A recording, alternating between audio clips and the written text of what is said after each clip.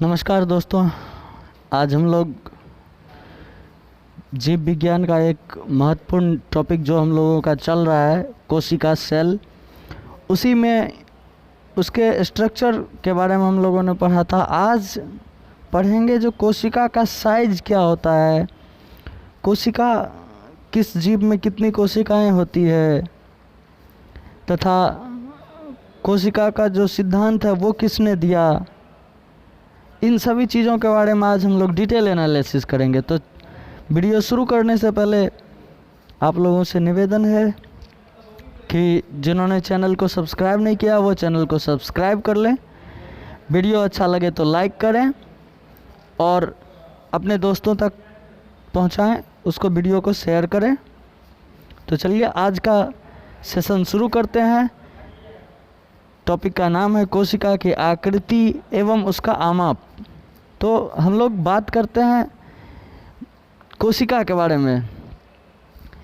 तो सजीव में जो भी कोशिका पाई जाती है उसका अलग अलग आकृति हो सकता है, किसी भी साइज़ का वो हो सकता है, किसी भी शेप का हो सकता है।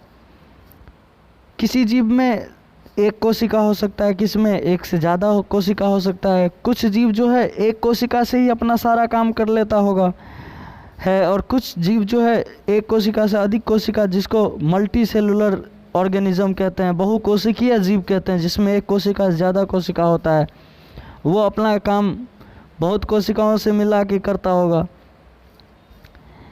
कुछ जीव जो एक कोशिका से अपना सारा काम कर लेता है, जिसमें एक कोशिका होती है, उसको क्या बोलते हैं हम लोग?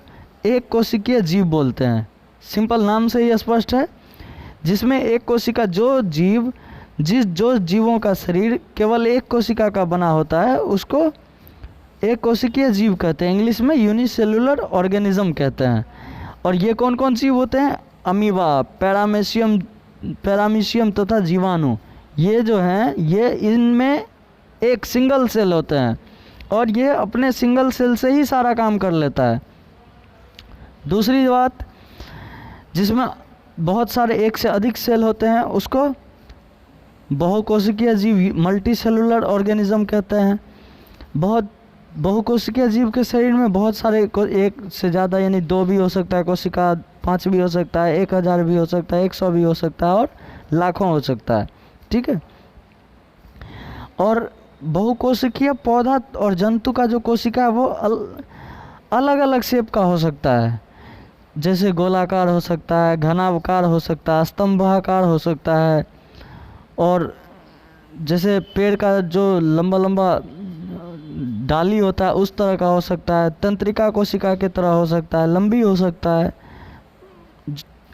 तो क्या बातें पता चली हमें कि कोशिका का जो शेप है, बहुकोशिकीय जीव का जो शेप है वो अलग अलग हो सकता है। घनाकार, स्तंभाकार, लंबा, शाखान्वित तंत्रिका कोशिका होती है। ठीक है। अधिकतर कोशिका जो होती है वो छोटी होती है, जो मनुष्य के या हम लोगों के आँखों के द्वारा दिखाई नहीं दी जाती है। तो सबसे छोटा कोशिका, जो सूक्ष्मतम कोशिका का आकार है वो 0.1 माइक्रोन होता है, जो कि माइकोप्लाज्मा जीवाणु में पाया जाता है। किसमें? सबसे छोटा कोशिका का आकार क्या होता है? 0.1 माइक्रोन। और किस में पाया जाता है? माइकोप्लाज्मा जीवाणु में पाया जाता है। ठीक है। सबसे छोटा कोशिका किस में पाया जाता है? माइकोप्लाज्मा जीवाणु में, जिसका आकार कितना होता है? 0.1 माइक्रोन। ठीक है। उसके बाद सबसे बड़ा कोशिका जो होता है वो शुतुरमुर्ग के अंडे का होता है, जो कि 170 mm का उसका अमाप होता है। कोशिका के शुतुरमुर्ग के अंडे का जो अमाप होता है 170 mm का होता है, जो कि सबसे बड़ी कोशिका का प्रतिनिधित्व करती है, जिसको हम अपने आँखों से भी देख सकते हैं, नग्न आँखों से देख सकते हैं। ठीक है। और सबसे छोटी कोशिका 0.1 माइक्रोन, जो कि माइकोप्लाज्मा जीवाणु में पाया जाता है। और सबसे बड़ी कोशिका शुतुरमुर्ग के अंडे में 170 mm होती है। ठीक है। तो इसमें हम लोगों ने क्या क्या पढ़ा कि एक कोशिका, जिसमें जिस जीव में एक कोशिका होगा, जिस जीव का शरीर एक कोशिका का बना होगा उसको एक कोशिकीय जीव कहेंगे, जो कि अमीबा, पैरामीशियम और जीवाणु है। जीवाणु, इन तीनों का शरीर जो है एक कोशिका का बना होता है, इन्हें एक कोशिकीय जीव कहेंगे। और जो एक से अधिक कोशिका से बना होगा, जो अनेक कोशिका से बना होगा, उसको बहुकोशिकीय जीव कहेंगे। ठीक है, पहला बात ये स्पष्ट हुआ। बहुकोशिकीय पौधे तथा जंतु का जो शरीर कोशिका का आकृति है वो गोलाकार, घनावकार, स्तंभाकार ये सभी हो सकती है। ठीक है, और अधिकतर कोशिका क्या होता है, सूक्ष्म होता है।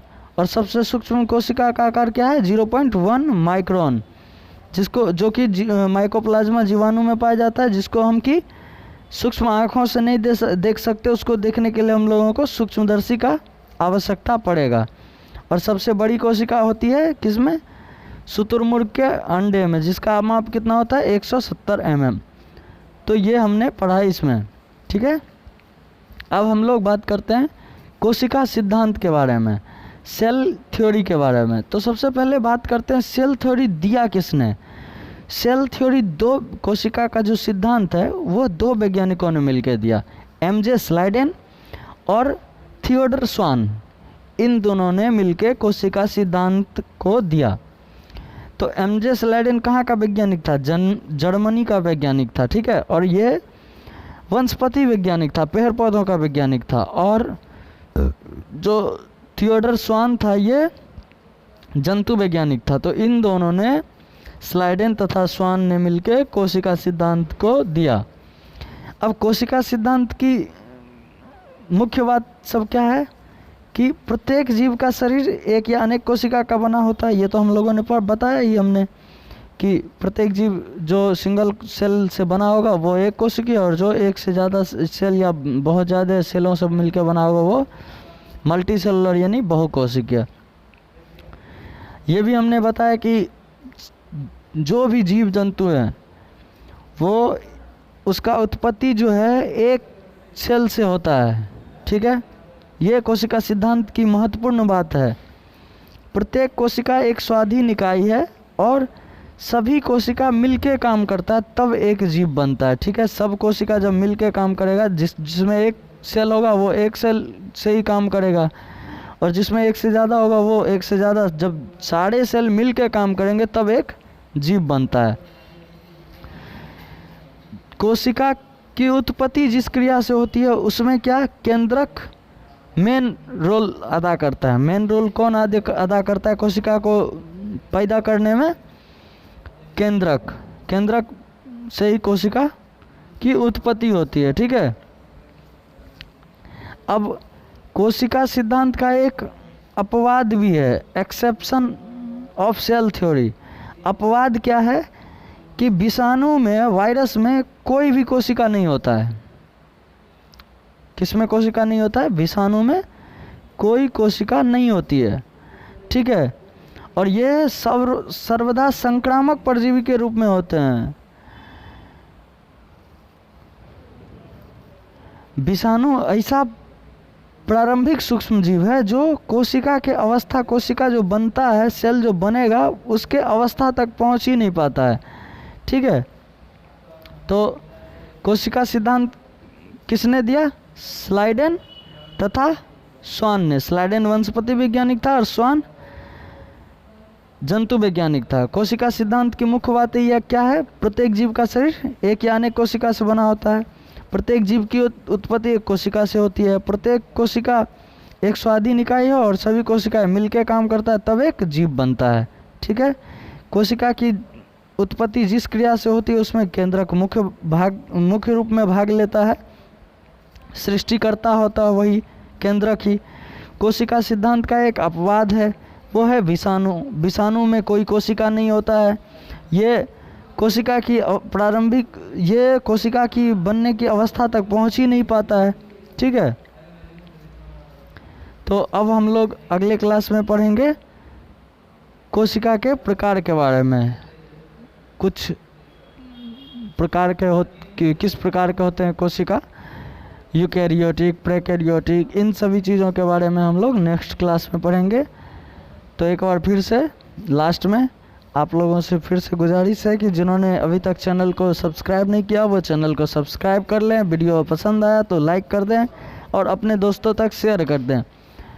तब तक पढ़ते रहिए, खुश रहिए, bye bye, thank you for watching.